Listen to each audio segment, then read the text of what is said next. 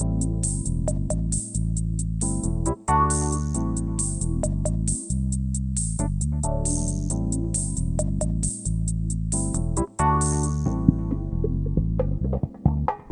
listening to the After the Show movie podcast from ascully.com.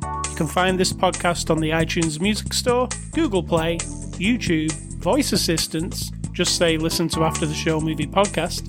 And you can also find us on ascully.com, where we post written reviews. With that out of the way, here are your hosts, A Scully and Sid Talk.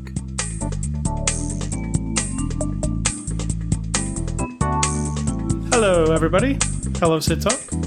I almost fell asleep in your 20 seconds there. It was riveting. 20 seconds is not a long time.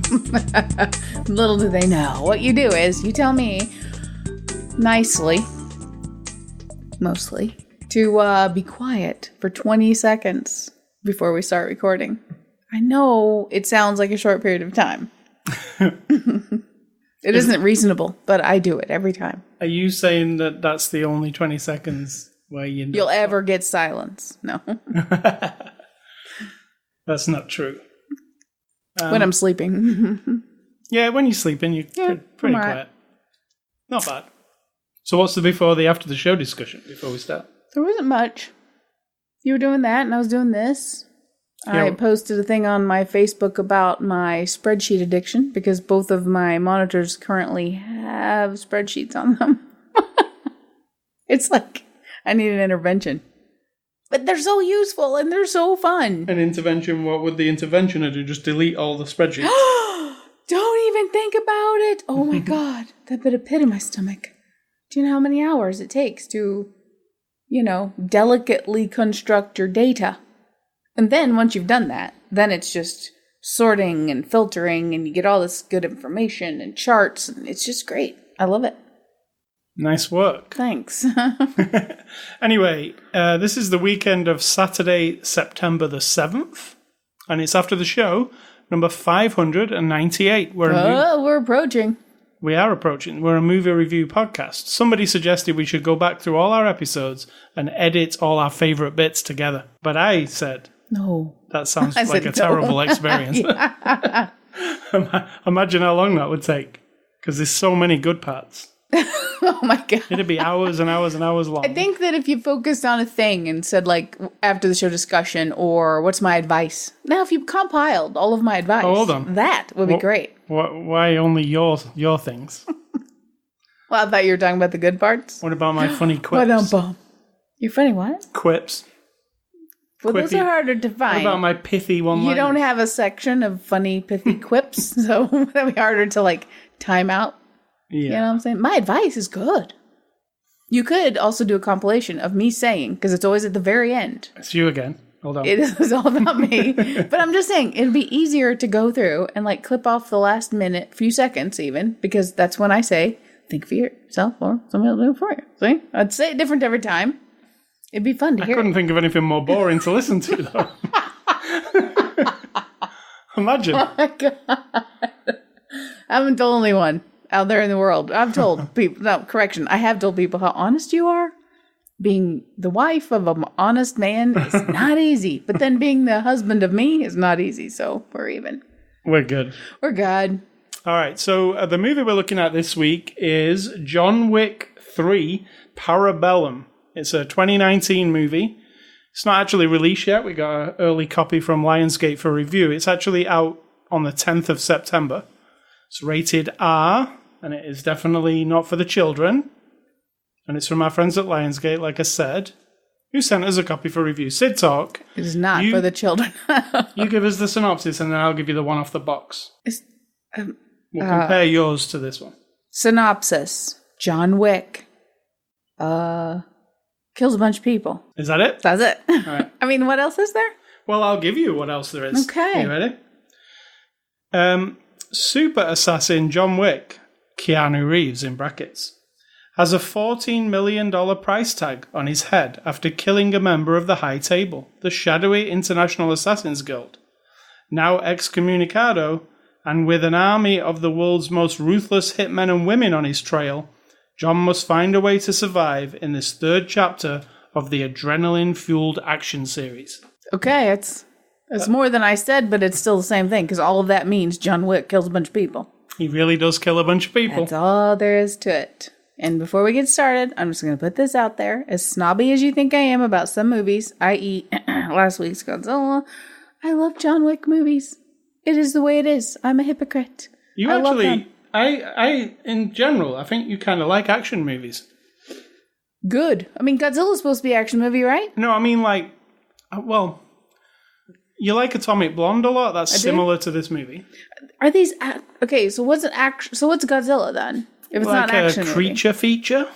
So that includes all of things with big monsters. Sci-fi, is it though? fantasy. Well, it's not That's realistic. fantasy. Fantasy's like Lord of the Rings, right? Well, yeah, Or dragons and shit like that. shit like that. Lord of the Rings, or anything with dragons and fairies and stuff. That's fantasy, right? Yes, So then monster feature, okay, but creature feature. action to me can be really good with the big creature because it's action, adventure, and this is just violence. John Wick's like So he it's just like I just martial arts and action. Like the Transporter, you like that a lot? I like Bourne movies. I like Bond movies. Do you like Fast and the Furious movies? I do not. But they're action movies. It's not action like this though. No. That's like two little cars boxing it out. It sounds like a cartoon. This is like men and women, in fisticuffs, one-on-one. There's lots of shooting, yes, but you and I aren't those people who sit there and think I'm absorbing all this murder into my brain and I don't want it in there. Where I think I can speak for you and say, we know it's a movie.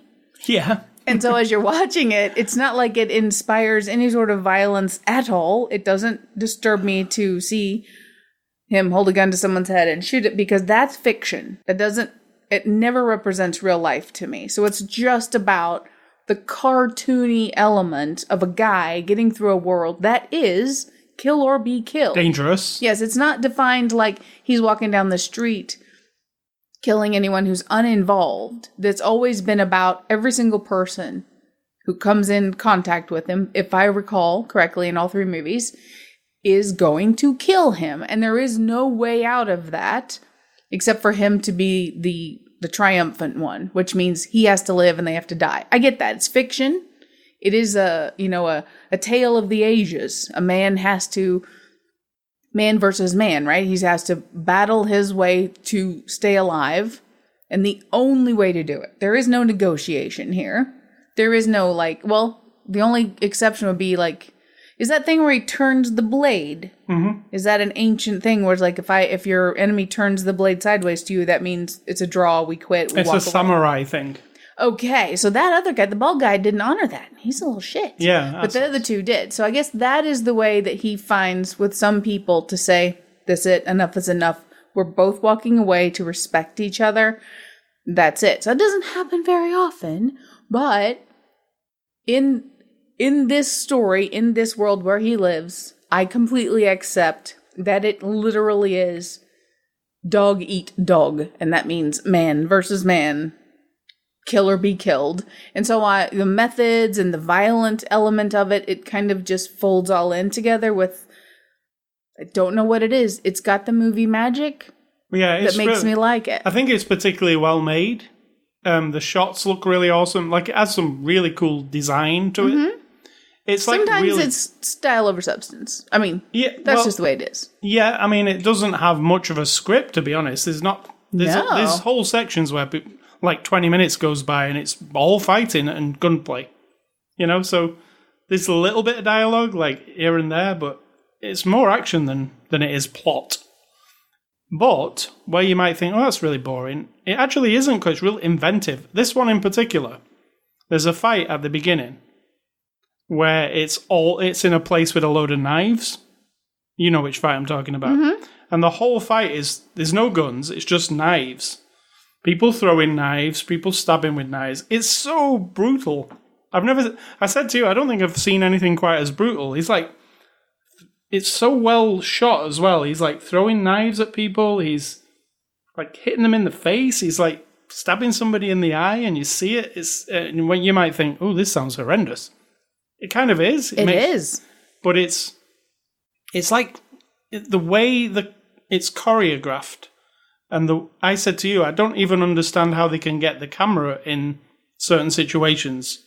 There's a situation where he's riding on a horse and he's attacking people on motorbikes from a horse with a samurai sword. And the camera is... I was like, well, there's got to be CG, like, because the camera... How can they get the camera there?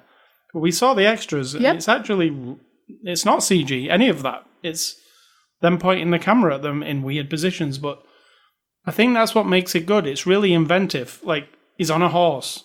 He's on a motorbike. What else is he? He's in the desert. Go ahead and say it. We all thought it.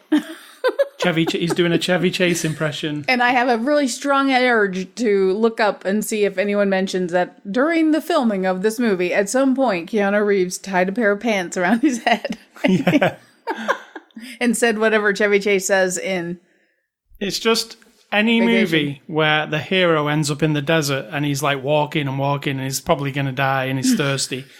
I automatically think of Chevy Chase from Vacation, where he's doing the same thing, but it's not really... But he has his pants on his head. He's not really in danger that much. He's not very far away from anything, is he?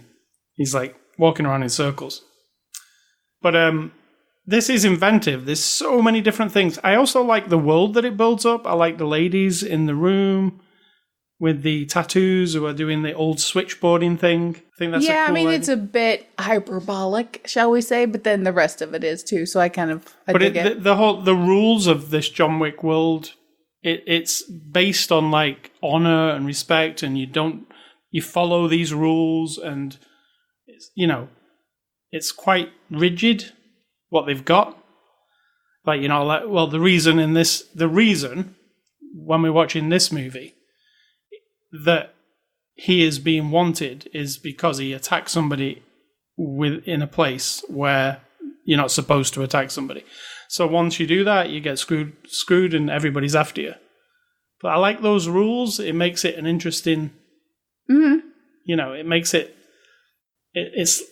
Was this based on a graphic novel or anything? Do you know? Or was it just don't know. Made it up for the... It seems graphic novel-y, but I don't know. Because when they were talking about it in the extras, and they were talking about how all the... Like Keanu Reeves would say, we thought this would be cool, and we would make this up, and that... It sounded like they were just making it up as they went along, right?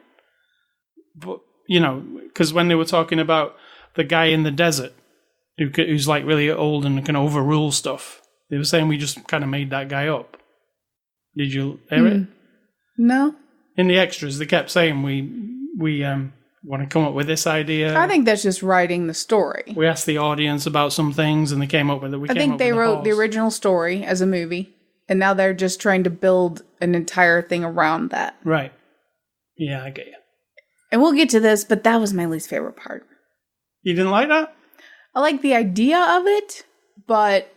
And I get the concept that it's more of a guru, Gandhi, guy on a mountaintop, but he's in a desert type of a deal, where he's not the guy with all the guns or whatever, but still, it wasn't that at all. Right. If that was the case, he would be sitting in the desert with no sign of riches or wealth or anyone around him with guns or anything. He would just be a dude in the desert, and he started this thing for whatever. We'd get a little backstory on that maybe, but that wasn't it. It's just some rich dude sitting in the desert who's making all the rules. It doesn't appeal to me, that concept, that resolution, that answer to their question of like, who is this guy? That didn't do anything. I was like waiting for it to be like, but that's not really him, or he's whatever his reason is, or it's all, I don't know. I just wasn't a fan of that, the way it was done, but I love the idea of it, that there's a guy above the table and everyone else is under the table. I didn't really catch that on all the other movies, but I got it this time. No, I think this was it wasn't mentioned in the other movies, was it? The table has been, but not the under the table, over the table thing. Yeah, so they try and flesh out the universe a bit more in this one. I did like that ballet school idea. There's a ballet school place with Angelica Houston as the director of it. Now, you find out some things about John Wick there, but not quite enough for me. Like, I would like a bit more detail, you know what I mean? Mm-hmm. Because he just like comes and then you suppose, okay, he's part of this, and then... Yeah. But you don't... they give you like very bare essentials of what is going on. Like it's not enough unraveling for me. I know there's going to be more movies. They even set up a fourth movie, don't they, at the end? And they've actually announced a fourth movie and a TV show. So they're going to cover all that stuff. But I think I'm not interested. I mean, another movie, yes, not a TV show, and not too many movies. I kind of like that it's sort of spaced apart. We just dip in and out, because if there's too much, then it's too much. They said they planned it as 5 movies from the beginning. Okay, so 5 I think is reasonable, because it'll all get resolved, and then the world will be a different place when they're done, I'm sure. Now, some of the action. Did you like all the action set pieces? There was no car chases in this movie at all. No car chases. Well, there was the horse and motorcycles. Right, but they never resorted to a car chase. No. At first, like in the first half hour, became a little bit anesthetized to it, and I was like, are you kidding me? I don't care about watching some of these. There's certain affectations that certain performers do, especially in these stunt scenes where they like wobble their head and but these guys are all fans of the Asian martial art movies, like and it's very, very prominent in those. So I get that, but after like a minute of it, and then 2 minutes of it, 3 minutes of it, I even looked at my phone. One was about 7 minutes, and I was like, I get it. And I understand the John Wick universe, he's gonna win. And so spoiler, but it's going on and on. But that's because I noticed later in the movie, the fights they're still similar, but they had enough different weirdness that I was totally into it. It was always different, the fighting. It was like, here's the bit with knives, here's the bit with dogs. Went on, that first one, even though I liked it initially, it just went on and on and on and on and on. And we all got the point. But then they kept doing the same moves over and over and over and over. And so later, when you get some of the fights that are long within the same fight, it varies a lot. And so that made it more interesting to me. Yeah, I really liked the scene with the dogs, because they got a couple of dogs, and the dogs were like stars of the movie in themselves. Like the dogs were like launching themselves off things, and it's for real. It's not CG dogs. Don't think that. They're really trained dogs that are like jumping at the guys and attacking them. And there's also, what was the other? Oh, the other cool scene, what I really liked, was when they had the shotguns, John Wick and his friend, and they were infiltrating the building, and they were just like using these like insane shotguns to shoot these guys with body armor.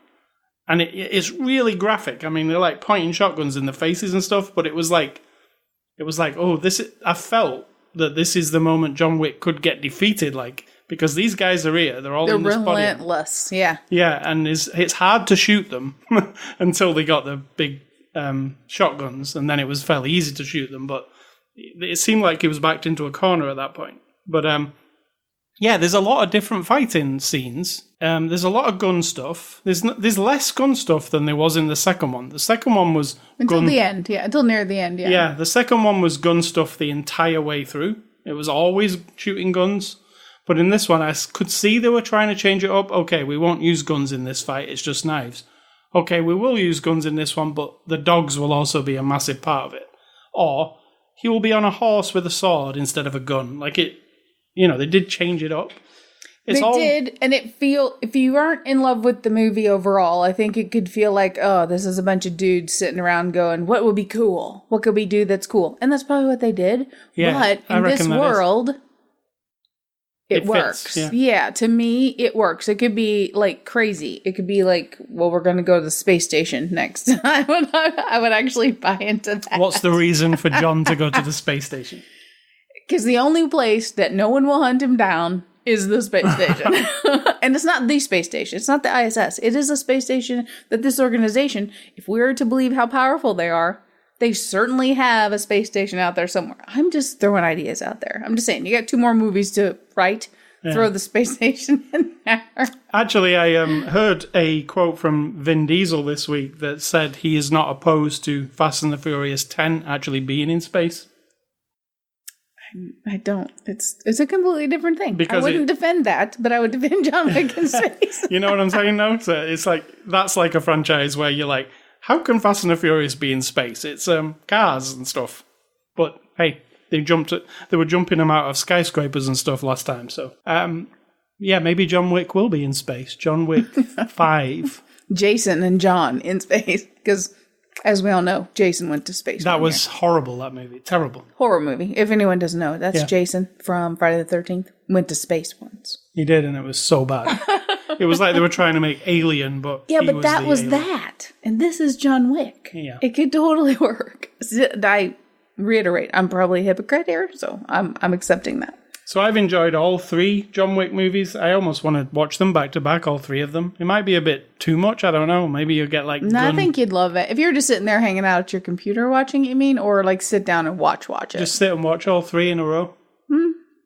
I mean, I like all of them. I think they're really good. I think the first one is like... it's a lot smaller in scale, the first one, if you think about it. It does build this. This one's like insane. There's so much action in this one. Like you say, you can get a little bit... Oh, that's a lot of action. Yeah. It's not the action so much as the repetitive, it's like a record that's stuck. It's like,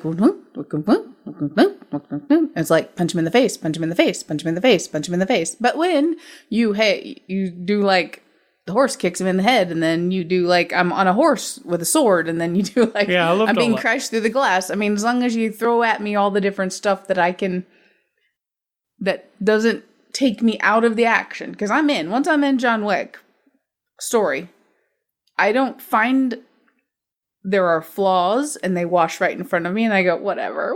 It's so cute that's so dumb, but I don't care. So I can watch it and not be taken out of it. If the action were to get too much like samey, that would be the one thing that would do it, probably. I mean, in terms of violence, it is pretty crazy, this movie. It gets pretty... I mean... A lot of where he shoots people, and it's a lot of like Walking Dead CG blood that squirts out. Yeah, all of it is. Because you look and you go, oh, well, there's a load of blood. Oh, there's none on the wall though. It's weird. There's a lot of that. I noticed that a lot. The guy with the sword through his heart or through his lungs. There was no blood on the floor. No. But I noticed it, and I'm like, whatever. Because it's a lot of CG stuff. I can accept that. Yeah, but I mean, as it's moving and it's fast, you don't really notice that. It's like, like Kill Bill. Remember, like it's really bloody, that sequence in Kill Bill, and that's all like spraying blood spraying all over the walls. It's spraying. They actually use it's not like that here. It's like more kind of cartoonish a bit. Walking Dead is what it reminded me of, because whenever they shoot a zombie and blood squirts out, it's never on the road or anything. You're like, oh, what? Where did it go? Is it magic? I love this movie. I really, really loved it. I thought it was action-packed. I thought it was really fun. I love Keanu Reeves' portrayal of this guy. It's just like I'm just going to I'm like a machine. I'm just going to Let's not big up Keanu too much. He is what he is. I liked the cinematography. I think like there's a lot of times where I was puzzled of how they got the shot. And there was a lot of times where I was like, wow, this is beautiful. You know that scene where she walks across the road to the Chinese Yeah, restaurant? very. I was like, oh, Blade Runner. Like, I love the way Blade Runner looks, and that looks like Blade Runner. And they purposely cranked the color up, and there's a lot of pink. It's very, I'm gonna throw this out there, it's very Instagram-y filter. Yeah, definitely a filter. It's very of the times, movie. Yeah. Yeah, the whole movie's got a look to it that makes it, like, unrealistic a little bit, like cool looking but kind of unrealistic. Now the finale part where they're in that glass building, well, did you like that? You feel like it was a bit of a like the mirror sequence from the second one? I was like, oh, it's like another mirror sequence. Kind of, sort of. I mean, they drug it out a little bit. They tried to play on that disappearing thing 2 or 3 extra times. I did love the smashing of glass, though. Right. And I figured someone like you would. But after, like, the third one, I was like, why? Who's deciding this is still interesting? Because he gets slammed into a thing, it breaks, he falls. He gets slammed into a thing, it breaks, he falls. He gets slammed into a thing, it breaks, he falls. He gets slammed into a thing, it breaks, he falls. That doesn't sound interesting, and it doesn't look that interesting after the third time. I kept thinking, another thing about this, the way John Wick is set up, I kept thinking, why is this not a video game, a John Wick video game? Why isn't there one? Because when you're watching John Wick, it looks like a video game some of the times, the angles that we're using, especially with the Halle Berry bit, with the dogs. where they were peeping around the pillar and stuff, shooting. Mm-hmm. That was actually the actual camera view you spend most of your playing a video game in. And I was like, why do they not make a video game of this? There's so many set pieces. There's so much shoot. It's like a Max Payne game. If you've ever played the game Max Payne, that's pretty much like John Wick. Max Payne's the same thing. He shoots loads of people. They're all coming at him. But they could make an excellent John Wick game. I'm surprised it hasn't been done because it almost, because its story is kind of lacking and it is more action than story. That's kind of how video games go. So I'm not sure why they haven't capitalized on it.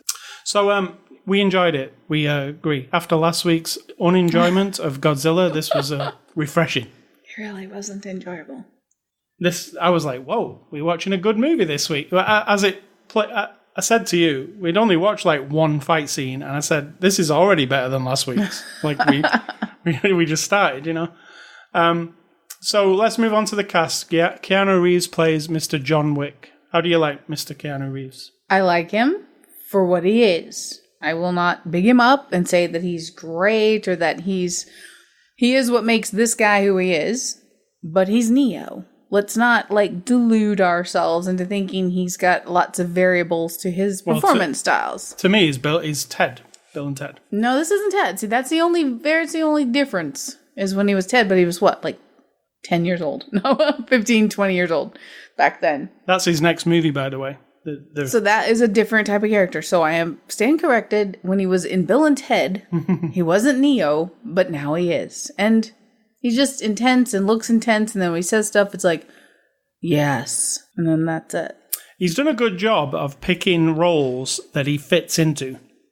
Like I said to you before, we haven't seen him in anything super dramatic or serious. Well, there are some, like that November one, it was where it's awful, romantic. Though. Right, that's what I'm saying, though. He's in those, and he's not, because he's not this guy. But then, in The Matrix, he so fits The Matrix. I don't know, he really fits Neo. Neo had to be kind of unemotional and, a bit... kind of, what would you say his character is, Neo? He's not, though. He's just a guy. He was just a guy. He's just a guy, but he's just the way he plays the guy before he becomes Neo and all that, he's not right. Actually, doesn't play that guy that long, does he really? But he is... True. He's just like the... Yeah, but that's all he knows that he is. He's like the Point Break guy. Okay, Point Break is the same, though. Think about it. That's what I'm saying. Point Break as well. It's an excellent action movie, and he really fit it. But they went for the surfer dude in that one, didn't they? Well, no, he wasn't a surfer dude. He was an FBI guy, right? Yeah, so but he was playing the surfer dude. Yeah. And in, like I say, in Bill and Ted, he's playing the dude kind of guy. I don't know, what would you call that? Bill and Ted. They were their own brand. It's funny that they're coming back in a brand new movie. Him? Him and Alex, both doing it. Nice. I think it's been filmed, actually. It's pretty soon. It's a shame, though, isn't it? Because Mr. George Carlin, he's not around anymore. True. And he was a big part of the Bill and Ted movies for me. So, Keanu, I think he does a good job as John Wick. It's a perfect thing for him. I think he's really good in it. Halle Berry. This is a controversial one. So there's a new character in here called Sophia. Controversial in this house? Yeah. Played by Halle Berry, who I said to you, you're not particularly fond of Halle Berry in just anything, really. Correct. And I don't care. I mean, like I said to you, I don't find her great, but she's all right. So in this... That is a raving review. Yeah, I mean, I'm not a massive fan of her. But she doesn't bug you. No, she doesn't get... No, I'm fine with her. She's fine. So in this movie, when she turns up in the movie, I thought, oh, so now it's a double act and she's going to be very focal to everything. And it is a double act. Well, it's a quadruple act because the two dogs are actually a major part of her sequences. But they utilize her a little bit and then she's gone and never appears again, right? Mm-hmm. Which I actually, I liked that. Because I was thinking, she was in my mind, we've met her. We do a little mission with her. And then she's gone. And then John has to go and finish his mission. And I was like, in the back of my mind, well, Halle Berry's in this, so at some point she's going to turn up and help, right? And she didn't, and I found that, like, good that they can restrain that. So far, you're right on board. I'm not sure how this is controversial. No, I'm saying what's controversial about Halle Berry in this movie is that you're not keen on her, and it could ruin the movie for you. Oh, it did not. And she was fine. She was a bit overly angry. I think there were some sessions of coaching and talking about her character, which was like, well, look at the situation she's in. She's just pissed off. And she's very mad at John. Every single word she says is got this, like, And, you know, I get it. You're trying to be that person, and I would be pissed off too. However, it was a bit much. Until the fighting really began and they got up on the roof, then that was pretty good. And her attitude, and then going out on the desert and stuff, I warmed to her by the end of all that. I liked her control of the dogs. You could tell she was controlling the dogs. Yeah. And she actually trained with the dogs. Yeah. And so when the dogs are around her and then she sends a dog and it goes and gets a bad guy, she's issuing the command. So it doesn't look hokey when she's doing it. Because she shoots somebody and then she says the dog's name and then the dog, like, jumps over and attacks somebody. So it's a whole sequence with John and her and two dogs. And they're just taking out this well, you know, they do what John Wick does. They take out everybody. And that's it. So she wasn't overused, which I think made the movie better. I agree. Instead of just putting her in every scene because she's Halle Berry. Ian McShane, who I've said in the past I will watch in any movie. He's always the same character, I think. Even Odin in American Gods is this guy, right? Absolutely. Sometimes I can't separate them. I'm watching John Wick and he's doing his little monologues, and I'm like, that's Odin from American Gods, because exactly the same thing he would say almost. Like it's the same, he does his thing, doesn't he, Ian McShane? I like listening to him. I think he's really authoritative or something when he's on the screen. He's still amazing in Deadwood. What do you think of Ian McShane? Pretty much what you said, minus the part where I'm in love with him. I'm not in love with him like you are. He's fine. He is. Whoever you said before was, they're fine. She's like Halle Berry to you. Yeah. It could be anybody to me. Anybody with a big presence. He has the presence. That's the thing. I don't find a lot of style in what he does, or... He has a style. It's his own thing. There's no... I don't see it. I see that he's just, like you said, the same. He's always the same, yeah. Swedger from Deadwood. You know what his name is in Deadwood, actually? What? Swearingen. It starts with swear. It's the Chinese guy always said it wrong. Right, so. But I'm saying it starts with swear. SWEAR. Right. So, what does he do all the time in Deadwood? He swears constantly. I mean, the guy who plays in Deadwood, that guy, is more sweary, but it's still the same delivery. He's long monologues. He's very assertive when he says them. And that's pretty much what he does, like in everything. We've seen him in American Gods all the way through that. It's the same. He just doesn't swear as much.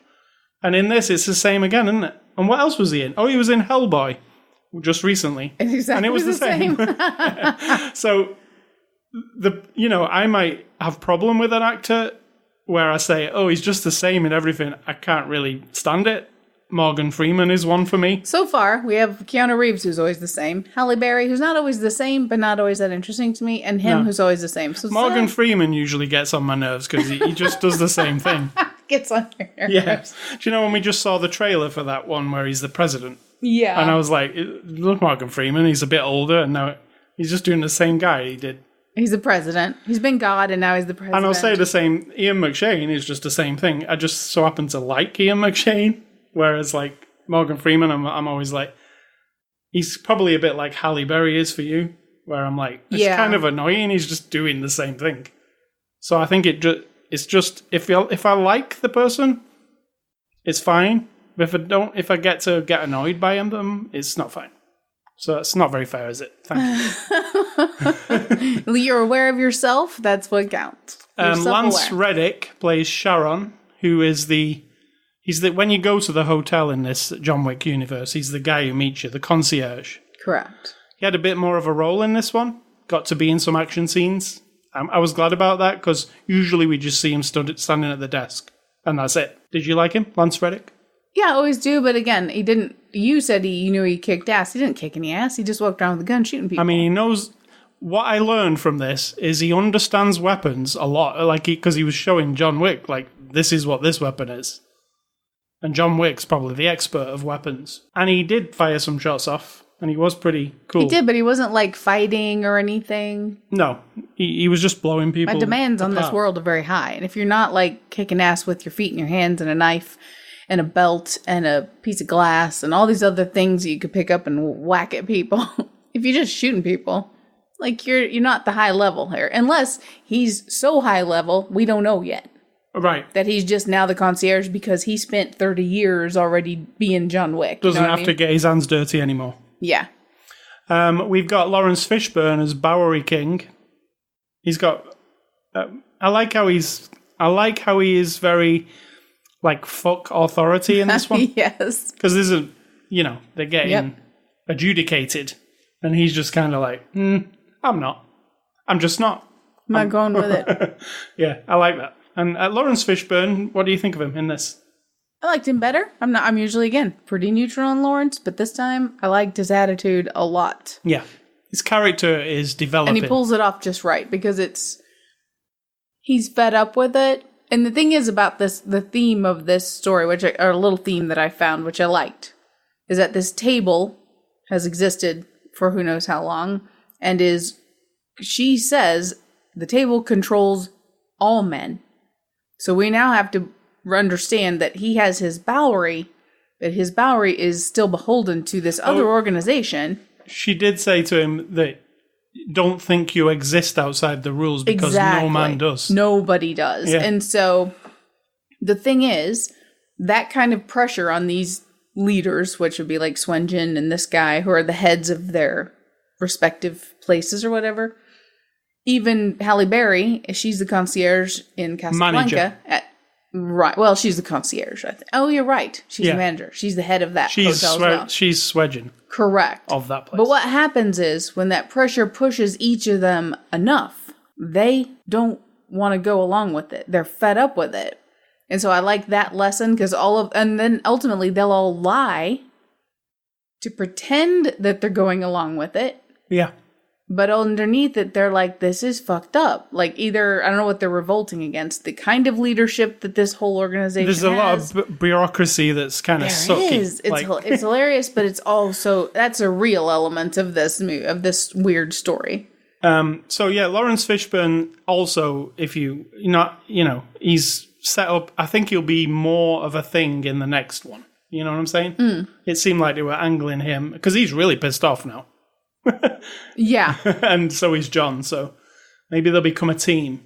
Angelica Houston plays the director. I really enjoyed that, but I don't think they embellished enough on it. There's a whole scenario with her. Mm-hmm.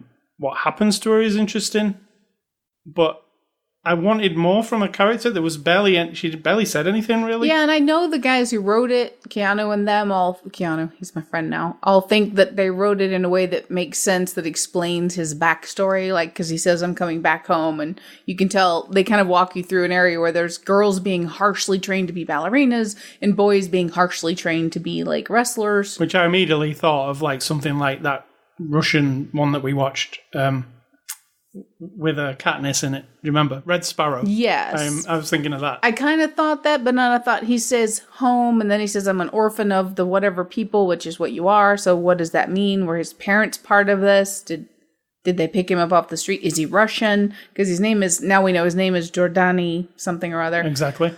But that doesn't really tell us anything. No, it doesn't. They say that we're filling in the backstory of John, and I'm like, oh... First of all, I didn't care, because I'm not that interested in his backstory, to be quite honest. How he got his skills and everything, like his origin story. I'm sure you could turn that into a movie also. Because he's very skilled.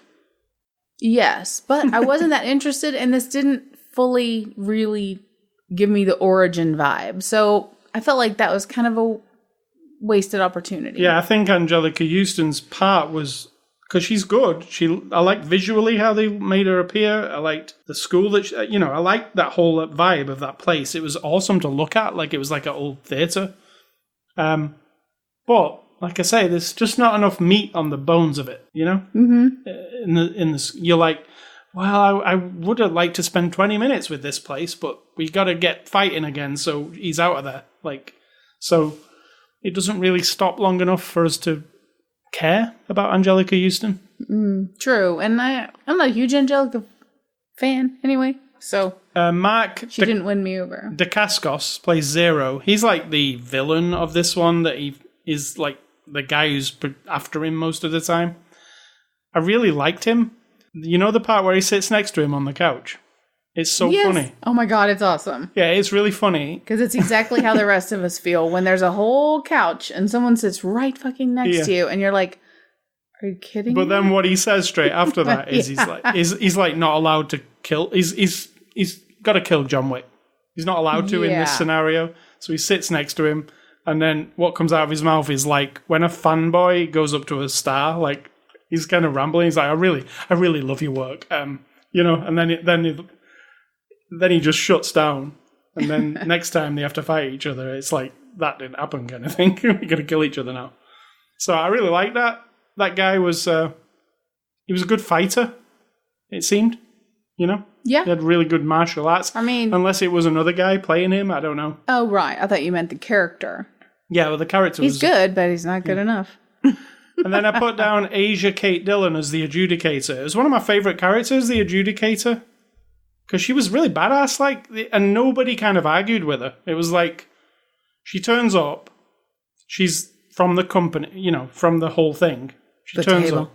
She's like, I'm here to, you know, something happened here, right? Like John Wick killed somebody on this premises, so we got to figure it, you know, we got to not figure it out. Somebody has to pay for it. Well, what's going on is John Wick, the rules are there are places like this hotel, the Continental of any city, and they are a safe zone. So you can come in there and you will not be murdered, even if the guy who's going to murder you is sitting right next to you. He will not murder you. It's against the rules. And they have very strict rules. And at one point, in number 2, John Wick kills a guy in the hotel. Now, what happens after that is he escapes. Now, that wouldn't happen if if everyone else was following all the rules. Right. So all these people along the way who helped him out because it's like, it's John, you know?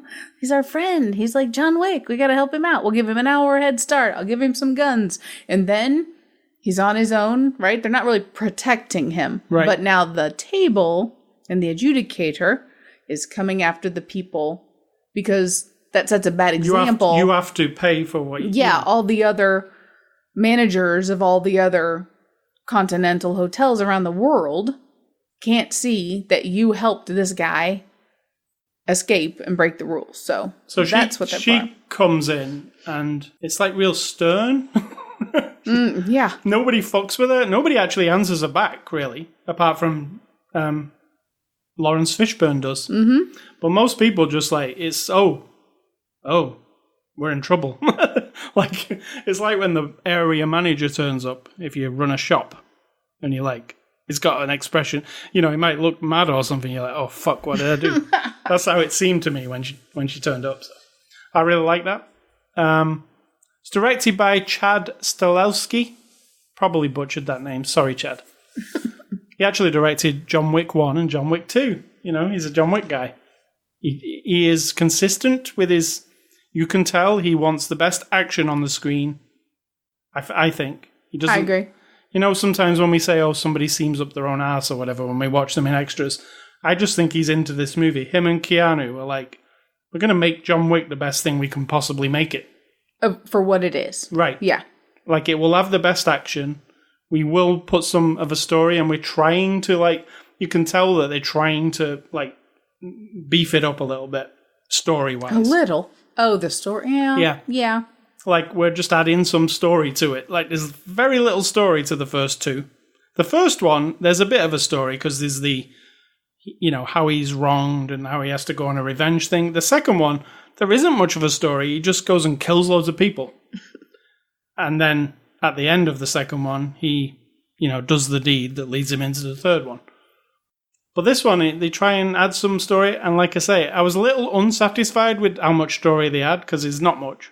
It's like, here's a tiny little bit of things that you might like. And, but I like the fighting, so it kind of cancels it out. So Exactly. So extras on the Blu-ray, and there are quite a few, actually. There is... What does Parabellum mean, by the way? I forgot. I don't know. The movie's called John Wick 3 Parabellum. And they actually said in the movie what it meant, but I forget what it was. A type of semi-automatic pistol or machine gun. Oh. I thought they said it was something about the truce between the something. Oh. So it's actually just the name of a gun. The Latin word for prepare for war. Prepare for war. That's what it was. Yeah. Okay. So Parabellum is also a type of semi-automatic pistol or machine gun. Because you can prepare for war with the gun. Well, you can. All right, so the actual... And Parabellum meaning is, if you want peace, prepare for war, which is said by your little friend, Swinton. Nice. Yes, it is. I knew they said it, and I was like, oh, that's what that means. So extras on here, there's Parabellum Legacy of the High Table, which explains in more detail what it all is. There's Excommunicado, Check Your Sights, which is about the weapons. Saddle Up Wick, which is about riding the horse in the movie. Bikes, Blades, Bridges, and Bits. You can understand what that's about. Continental in the Desert, Dog Foo, which was really interesting how they train the dogs to do this. House of Transparency, which is about the glass house at the end. Shot by Shot. 2 theatrical trailers. Hold on. The John Wick Hex video game trailer. Oh. Is it a phone game? It sounds like it, doesn't it? Kind of. And behind the scenes of the John Wick Hex video game. I'm guessing that is a mobile game of some kind. Or maybe a VR game, possibly. Something that's not like a mega, AAA game. So the bunch of extras, IMDb reviews, what is this section of the show? And you find 1-star reviews and you read them with a funny attitude. Why? Because when we like a movie, we disagree with them all. But when we don't like a movie, like last week, they sound exactly on point. Yeah. So these are the people who didn't like John Wick, and we are on the opposite end of the scale because we did like it. So these are the people who don't like it. And number 1 says... Totally pointless. It's a pointless orgy of violence without any plot, any depth in characters, anything at all besides non-stop killing. Actually, yes, that's pretty close to what it is. If you watched the first 2, why are you surprised? Yes. This one says, I just don't get it. The first one was good. The second one was The third one, for me personally, is stupid. There's no story, no development, just one action scene after another. But to me personally, it's very bad. They wait to attack him. Also, everyone have gun when John has it. But when he doesn't, then they also use knives and fist. Very scripted and bad, ! No one can make a quality movie anymore. There isn't or superhero or remake. But there isn't many of them too. Shame. Now, I will say I noticed... during many of the fights where he's up against multiple opponents, that the second little opponent over there would wait. When in life, if you were trying to kill someone, you would not. And so I did notice, and it was sort of that overacting thing where they'd be like standing over there going like, and like for several seconds while he gets done punching or slicing the other one and then reaches around and grabs the second guy. So yes, I did notice that. So I get that. But again, I overlook these things because I get it. This guy says, so unrealistic. This movie is all action. That is so unrealistic. Unless John Wick is Achilles and basically can't be killed, this movie is a joke. Achilles can be killed. That's why he had an Achilles heel. You hit him in the heel, he dies. That didn't kill him. Yeah, that's how you kill him. In no, the you Achilles don't. heel. He just falls down. No, he dies. He can't die. I love the first one, as it had a great plot mixed with great action scenes. I can't understand why this one's good. It's like we watched 2 different movies. And finally, this guy says, I really like the first 2 Wicks. This one, absolute unadulterated toilet water. Still, fair play to the actors. who no doubt earned a pretty penny due to us unfortunate souls that spent far too much to see this twaddle in the cinema. Why don't cinemas do refunds for bad films? I've never thought about it until this film. Well, that's a reasonable question. Yeah. But we won't be answering that. It's a little subjective, because, like, they can't get anything back from you. True. I mean, you could go, like, if you have a bad experience in the theatre, like somebody's talking or the projection's really crappy, you could probably get your money back if you went and talked to the manager. But not if the film's just bad. Yeah, because you could say every film was bad. Yeah. And they have no idea what's going on inside of your head. True. So, stick that in your pipe. But then that's how Amazon apparently works, because we watched that guy who opens the pallets of all the returns to Amazon. So people basically just buy the stuff and then tell Amazon, something's wrong with it. And then they send it back. And Amazon's like, okay. Yep. I'll take your word for it. So basically, everybody's a thief. And a liar. All right. So, those are the bad reviews for this movie. And as I said, we really liked it. So I recommend this movie, and I'm definitely going to revisit the other two. I mean, if you're sensitive to violence, I say no. This isn't your movie if you're sensitive to violence. Because be very, very aware, yeah. I'll take any violence. It doesn't bother me in movies, but there were a couple of scenes in this one where I was wincing. And one of them was a knife in the eye. Yeah? Yeah. When he put the knife in the eye, it wasn't like he put the knife in the eye and we cut away quickly. We see the knife going in the eye. I was like, oh, knife in the eye is the worst, right? If it was going to be a knife in me anywhere. It seems slow and bad, yeah. Yeah, the eye seems the worst. Maybe the testes also. Knife in the testes. There's also a dog testes attack. There is. There is. Game of Thrones guy goes down. He does. So thanks to Lionsgate for letting us review this a little early. It's out next week, September the 10th. It's already out on digital if you want to watch it this weekend. Next week, we're reviewing Steve Carell in Welcome to Marwen. It's from the director of Forrest Gump. So we'll be looking at that next week. Movie recommendations. I am going on the theme of John Wick. So I'll give you the Matrix, the first Matrix movie, maybe not the second two. I like the first one a hell of a lot. And I'll also give you Hannah, which is a movie from 10 years ago, probably. It's been a while. With Saoirse Ronan playing Hannah. She was very young in it. And it is a tough, I think of like John Wick was probably trained in some crazy manner like that. Mm-hmm. But Hannah, and Hannah's being made into a TV show as well, apparently. But I think it's just a retelling of that movie, so I don't think you need to do that. But it's a good movie. So your recommendations are? It's got to sound very similar. Because the first one was Atomic Blonde. I'll always bring that one up if I can, because I really enjoyed that one. And Hannah. Because that was the first thing that popped into my head. Was just the idea, something that there's big action sequences, but a really good story to go with it. Yeah. And there's the Wizard of Oz reference that I can never, escape. So I like that. Yeah. Remember the shoes and walking the shoes? I do remember, yes. Yeah. It's a good movie. Really good. It's really good. But then, it just jumped into my head. It has nothing to do with these action movies. Is Run. Lola Run. Yeah. Why did that pop into my head? That's really cool, too. Yeah. It's not really a action, but it is something.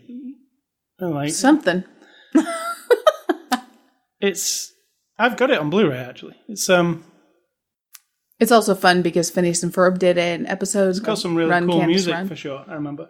Yeah, just a good vibe, and I don't remember the story at all. Something to do with her and her boyfriend and robbing somebody or something. Yeah, it's definitely a heist kind of feel, like a bank robbery or something. Yeah. And some running, possibly. Yeah. The other movie that springs into my mind whenever I think of Run Lola Run? It was probably from the same time, and it's Killing Zoe. Yeah. Which was written by Quentin Tarantino, stars Eric Stoltz. Yeah. And it's a heist movie in Paris. It's really excellent, I think. It's got some really good dialogue in it. So yeah, we've got, that's a lot of movies for you to chew on. So A Scully stuff, Gears of War, it's just called, they've actually dropped the Gears of War thing. It's called Gears 5 now. They just call it Gears 5. That's it. There's no of War anymore. They don't need of War. They're just Gears. So Gears 5 comes out tonight, actually. And I did find a little trick. If you want to play Gears 5, and you're like, I don't want to spend $60 on Gears 5, or however much it costs, there's a little trick you can do. And if you are playing on the PC, there is on the PC in the Windows Store, they have a new app called Xbox Games, I believe it's called. Let me just 100% check that. It's called Xbox Beta, in brackets. If you search for that on the Windows Store and get it, download it, it'll come to your PC. If you go in there, on the front page, it'll say, welcome to Game Pass. And Game Pass is Microsoft's service that lets you rent games. It's kind of like you pay a monthly fee and there's like 100 games that you can play. So it's like a rental service kind of deal. Anyway, on that service is Gears 5 because they put all Microsoft first-party games on it. So if you've never subscribed before, they have a special offer. And if you pay $1, you get 2 months for free. So that gives you 2 months, and you can immediately, when you've paid your $1, download Gears 5 and play it. So you get 2 months to play it. And most people who play games, they don't end up playing the game forever, do they? They finish the story and then move on. So there's a way of you playing Gears 5 for $1. Thank me later. And it's out tonight, which would be Thursday night. So by the time you are listening to this, it'll definitely be out. So go in there, $1, play it for a couple of months. You'll easily finish it within a couple of months. And the other game I'm playing, also on this Game Pass service, because while I subscribed to it, I was like, what other games are on here? There's a game called Blair Witch, which is brand new, which is based on the Blair Witch movies. And it's really cool. I told you, I freaked myself out the other night. It was night, you'd gone to sleep. I was in here. I put my headphones on. I sat and I'm playing it. And you know what it's like. With headphones, you can't hear any of the outside world. And there's weird noises in this Blair Witch game, like whispering. You can actually hear what people are saying, like they're saying weird shit in the background. Actually freaked me out. I had to turn it off. I was like, ugh. Really? Yeah, I kept looking behind me like something was behind me. Come on, you're like a 50-year-old man. Still, it was freaking me out. Okay. So, just establishing the true reality here. I probably played like 4 hours of it so far. I really like it. It's one of those, it's like you go to the woods, you're a police officer, all the other police officers have come to the woods, there's a kid gone missing, it's the Blair Witch Woods. You go there, you've got a dog with you, like the dogs from this movie, and the dogs, you find stuff on the trail, like the kid's cap, for instance, and then you give it to the dog smells the scent, and you follow the dog, and then things start to happen, like Blair Witchy things. And it really is kind of freaky. And that's also part of that Game Pass, so that's what there is for games this week. And I'll talk about Gears 5 next week once I've played it. So what's for dinner? There's going to be some beans. Some different beans, like chickpeas, just garbanzo beans, some kidney beans, some soybeans. So some kind of salad or cooked up, fried up, some kind of bean thing. And the mixed bowl stuff that I made last night. Some kind of beans. And then you can, the mixed bowl is plant-based grounds. It's controversial, isn't it? When you eat plant-based food that someone's made into some form that's similar to a meat. Oh my God. Get over it, everybody. Eat what you want and let us eat what we want. This is the angry portion of the show whenever we bring up the vegetarian thing because it's getting on my nerves. We're vegetarian. Deal with it. Deal with it. And if you are curious about vegetarianism, it's not a cult. It's not a religion. It is not a movement. It is not a lifestyle. Vegetarian just means we don't eat dead animals anymore. We ate a lot. For 40 years, wouldn't you say? We ate our fair share. Yeah. Lots and lots of dead animals. Delicious. Every kind of way. All kinds of seafood. All kinds of shit. Right? We ate it. And we saw food. We ate it. And now we don't. And if you want to eat a steak right in front of me, it doesn't matter to me. I do not care. But all the comments and all the weird shit going on to try to demonize vegetarianism is getting on my nerves. So we're going to eat that, and that's it. That's good. And in fact, my doctor that I went to, I have a liver issue, is vegetarian. No, he's not vegetarian. He said something about, I'm not worried about you eating fat, but not animal fat. And I was like, oh, I'm vegetarian for 10 years. And he's like, awesome. Now, other doctors have scowled at me and been like, oh, isn't that cute? But he was totally into it, I guess, because he's a liver doctor. And he was like, yeah, let's stay away from the stuff that will kill your liver. Exactly. So what's your advice? My advice is do not give in. Because you've been listening to my drama over the last week, or over the last period of time, but particularly the last week where I've had a job for 20 years that I really enjoy. I like the responsibility of it. I work in a data center, and it is a big responsibility. We are like the gatekeepers, the guardians of the data center. We watch out, we're operations staff, so we watch out for heat and fire and water and humidity, anything going wrong, that we are the first line of defense to find how to fix it, right? That's what we do. That's my job. Kissing people's ass, being part of the bureaucracy, being part of a fucking team is not my job. I am not that person. I am seriously loyal to the task, the responsibility that I'm given in my position. And when I'm challenged to go outside of that to do bullshit by anyone, no matter how nice and how friendly and how quiet and how well-meaning and how jobs-worthy they are, you're going to have a problem. And I've had a problem because a new supervisor in the area, it's like I think of it like an old Wild West town. There may not be room in here for the both of us, my friend. Yeah. And everyone's like, oh, but he's your boss. No, he's not. I work for state government. My boss are the people of Missouri. All of us, including myself. I get that there's a structure. We have an organizational chart.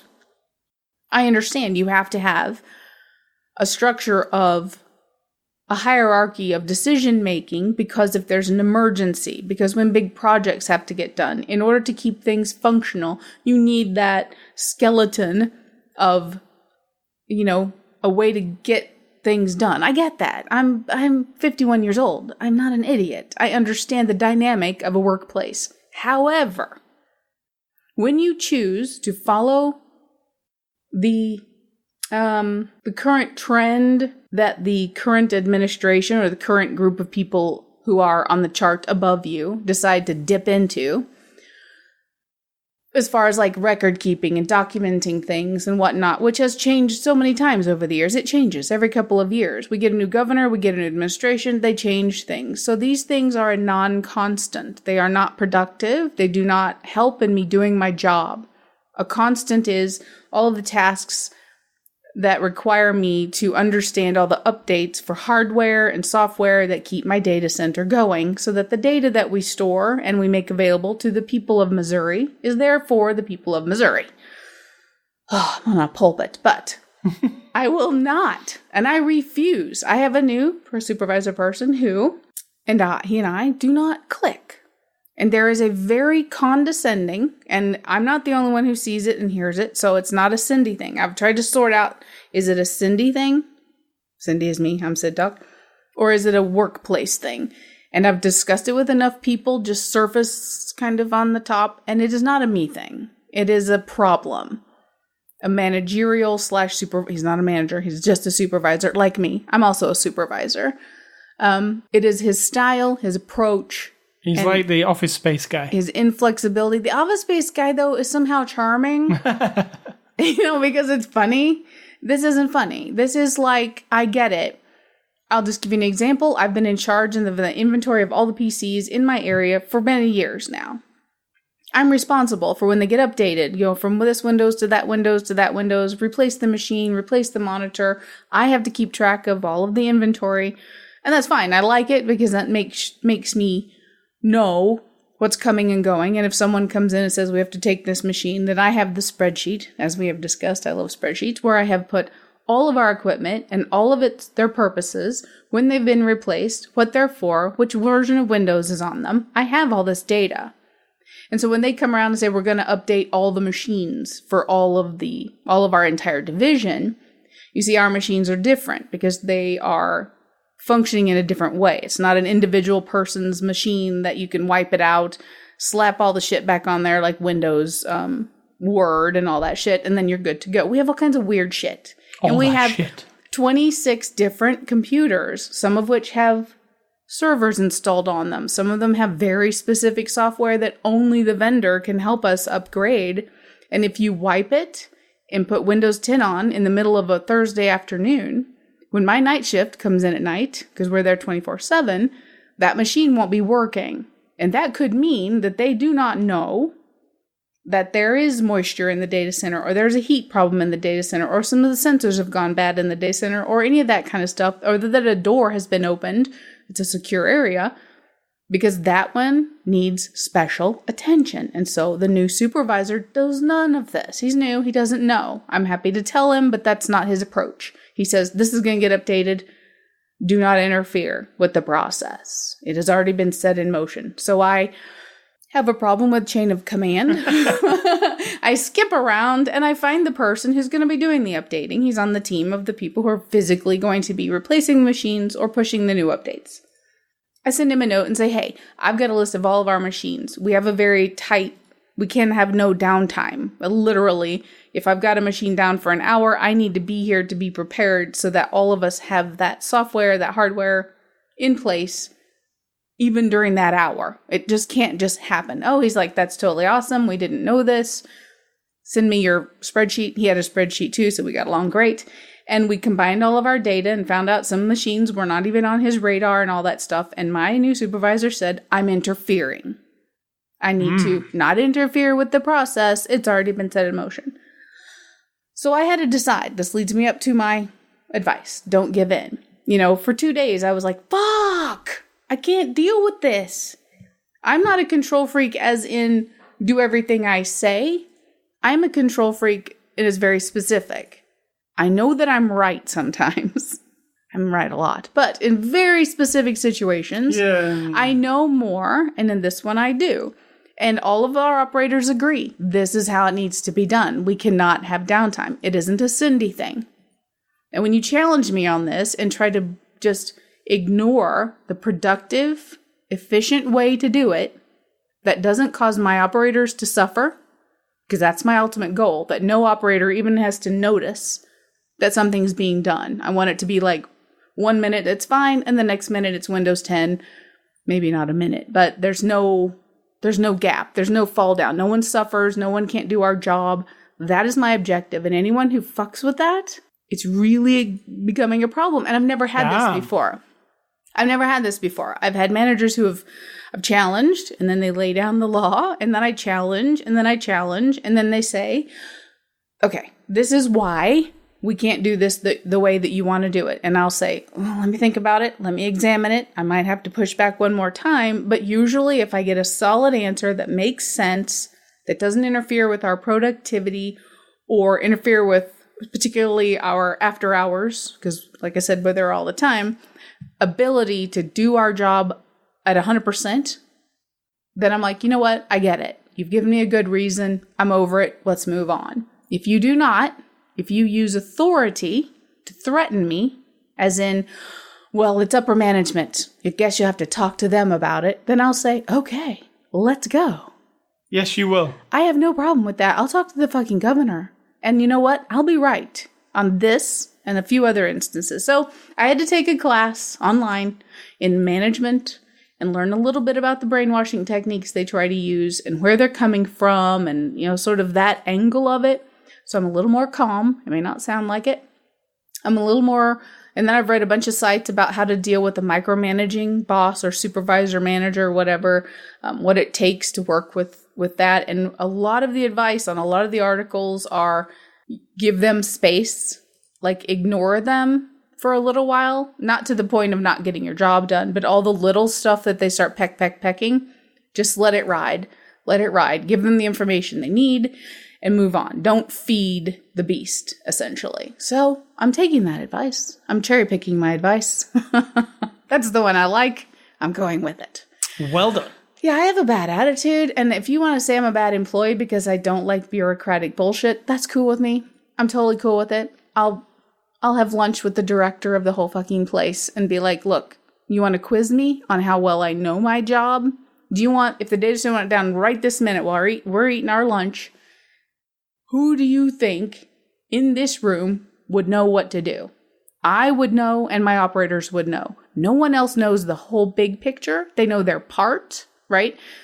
Mainframe people know their part. Network people know their part. Everybody else knows their individual parts. We know how to piece it all together.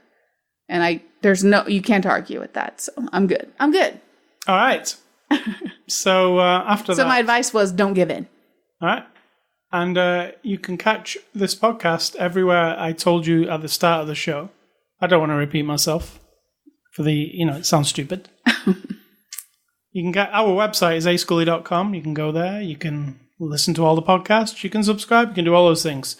I'm on Twitter and Facebook. Instagram, I've been posting some cool Lego pictures. You're getting into your Instagram. It's cute. If you go to ascully.com on Instagram, you can see if you like Lego and you like cars, if you like Lego minifigures. Plants, you can look at Sid Talk. You can, but Lego's much more interesting. You can email. Did you grow those Legos from seed? I did not.